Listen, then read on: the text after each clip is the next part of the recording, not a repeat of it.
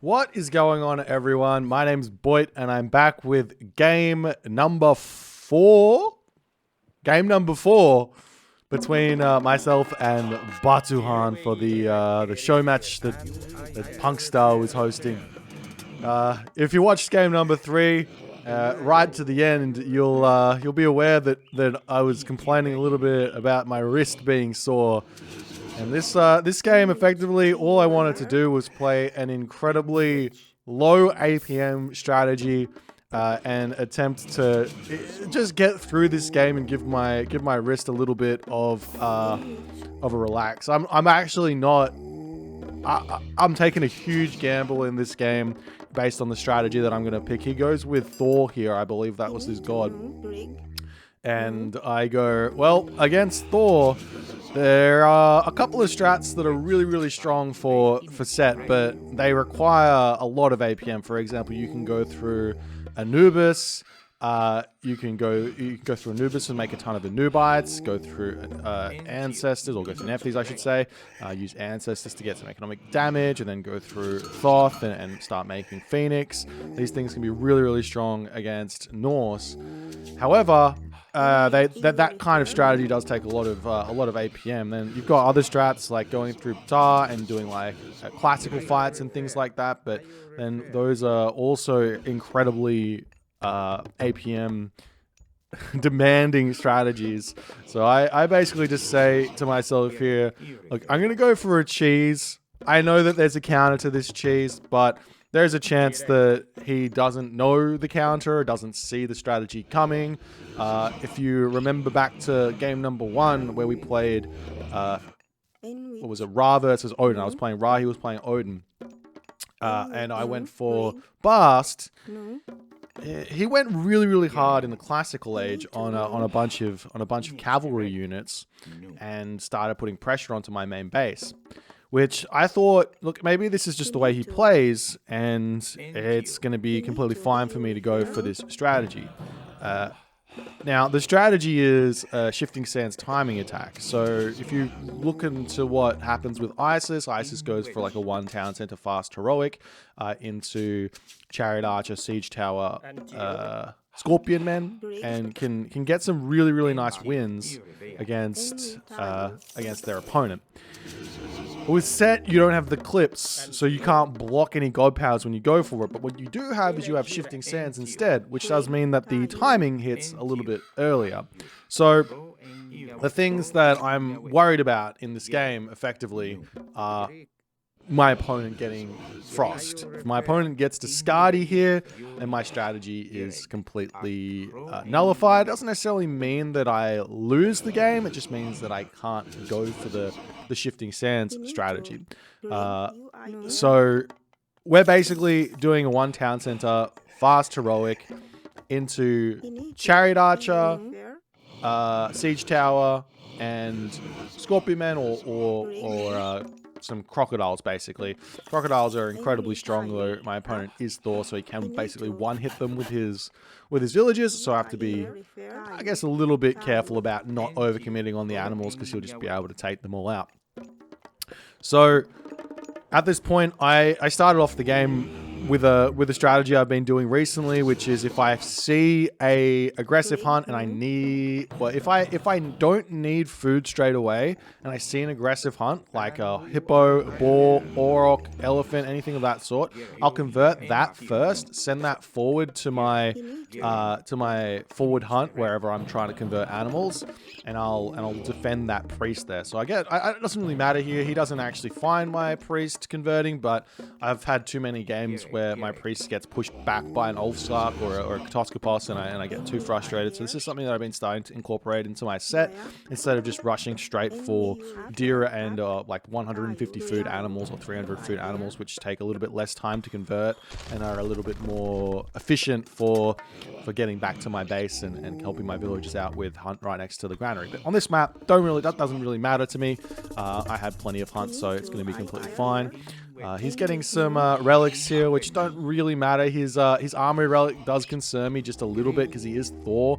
Thor's already got the cheaper armory upgrades, but I'm not really intending this game to go too long. If my strat fails, I'll probably just resign. If it doesn't, then happy days. So it's very, very simple what we do here. Everyone basically goes onto the armory when I hit the classical age. Oh, not everyone, just all the wood villagers and then everyone out of my town center. I should have enough food income, gold income in my base. This is the beautiful thing about playing set over, say, playing Isis, where Isis might run out of food in her base and have to be outside her base, gets pushed off of her hunt, and can have a really, really tough time getting to the heroic age. It's really nice. There's just some really nice things about playing set that makes things just that little bit easier in the classical age. You avoid a lot of those weaknesses with this kind of a strat. I've also got a bunch of favor in the bank here, so if I need to, I can make myself some Gazelle of Set out of my Pharaoh, though I don't particularly want to do that. So I'm hoping that I have enough food here without that. I've also got the hippos at the top, but I don't want to be moving over to those if I can help. It just takes a little bit too much time. And my villagers here finish up on the hippo. Happy days. Armory is up, and I'm a little bit short on the resources, but it's going to come in fairly soon here. No problems. I think I did get pickaxe as well already, which is going to be a big help for any gold income and all the other stuff that happens when I'm going to the next age here. So at this point, I don't know what my opponent's doing. So he hasn't got himself a second town center. Around about the 6-minute mark is what I would expect a second town center to come through for the Norse player. So him not getting that town center effectively means he's either going for a fast heroic here, which I don't want him to be doing, or he's going for a very big attack on my front. So I've got my towers all nice and defended here. I got my Wadget in my base, and he does decide to start pushing through here and put some pressure onto me. Trying to throw up a wall there, make my Wadget nice and safe, come in and get some damage done. He's going to kill off a unit or two, but or a building or two, but even if he picks off the tower here, it should be completely fine because I'm planning on throwing up my hill fort in my main base. I don't actually need any resources outside of my base here. I just need the resources inside of my base to survive, as he does pull back the raiding cavalry here. This is something that Batuhann has actually been doing quite well against me in this series. He did it with Rara as well, where he just says, I don't particularly care about the arrow fire from your towers. I'm just going to put some pressure on it and see what I can do here. But hitting the next age, even if he kills off the houses, the towers, and everything here, it's not that big of a deal. I'm going to be looking for some raids with my Scorpion men, getting up my Migdol stronghold in my base, and just trying to get everything in a nice position so that everything is defended nicely here. It should be completely fine. Got some crocodiles here as well that can get some good damage done, and he does lose quite a bit for that. I do have to put my houses back down, but in essence here, I actually feel like that attack that he did doesn't help him out all too much. He does find my Scorpion men, so I have to pull back, starting up on the chariot archers here, and getting out some siege. So the army comp that I am basically expecting him to have after seeing that is raiding cavalry Herser, which does mean that I have to be pretty careful about my army. I really have to micro super nice, and we'll see how it goes. But throwing the market down here, this market is mostly just because whenever I play as set, what ends up happening most of the time is that I end up just getting a ridiculous amount of gold for no real reason. And I think that's because you need a ton of villagers on gold to put your Migdol up and your siege works up, and then after that you actually don't really need that many on gold. So funnily enough, I think the strat or the macro, after thinking about it enough, should be you put the ton of villagers onto gold, and then after the Migdol is up, you probably leave like 6 or 7 villagers on gold, and the rest should probably go over onto wood or food, and you're going to be able to have a lot more units here. I do something a little bit different here with my build. Normally I go for 3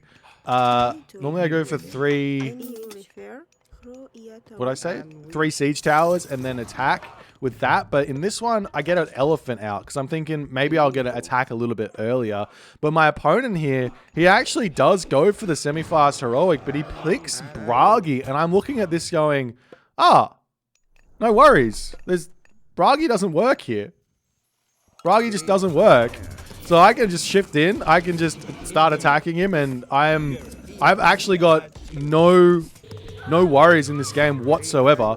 about him coming back and fighting this. Even if he clicks flaming weapons here, I'm going to be able to pick off a bunch of villagers, probably kill off the town center is the aim. I do lose a siege tower really quickly here, and that's going to be a big problem coming up here, as you can see, his dwarves focusing down my other siege tower here as my elephant also falls, and the town center lives with a little bit of a HP here, and it seems like my attack has actually kind of failed in a way. But I'm thinking about this going, did I actually fail here or not? I'm picking off a lot of villagers. He went to the heroic age here, so you have to remember he hasn't been producing villagers, just like I haven't. So him losing all of these villagers on this attack, and on the front as well, means that even though I lose my army, I should be, so long as I don't lose any villagers here, I should actually be in front, even though the score says different here at this point, because he does pick off a whole bunch of units. He picks off a bunch of animals, and he picks off everything else here.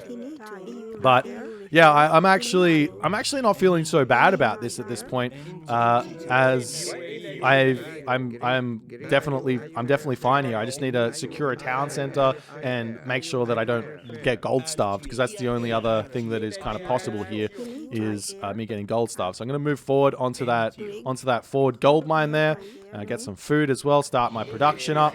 One thing that I think I'm still doing here by accident, unintentionally, probably not by accident, I think I definitely told the pharaoh to do this, but definitely an accident, is I'm still building crocodiles here out of my pharaoh, which I definitely should not be doing, because I need the favor for another Migdol to protect my gold in the middle of the map.